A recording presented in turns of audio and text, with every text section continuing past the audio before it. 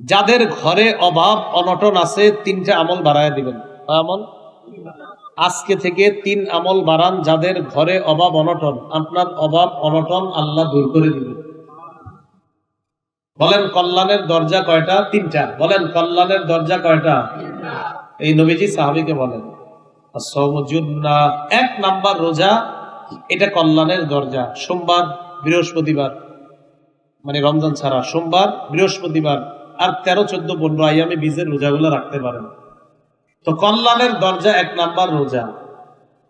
2 number সদাকা, সদকা করা। কি করা?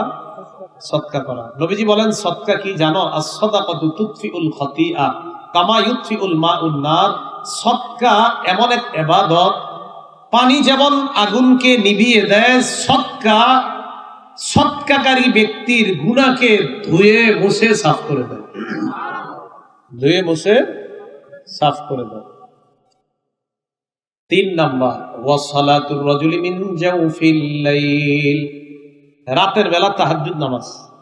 রাতের বেলা তাহাজ্জুদ নামাজ।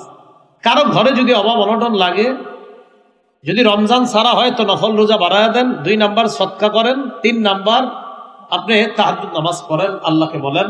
রাসূল বলেন এই 3টা হলো কল্যাণের দরজা। এই 3 ইবাদত কোন উম্মত করবে তো কল্যাণ তার জীবনে আসবেই আসবে।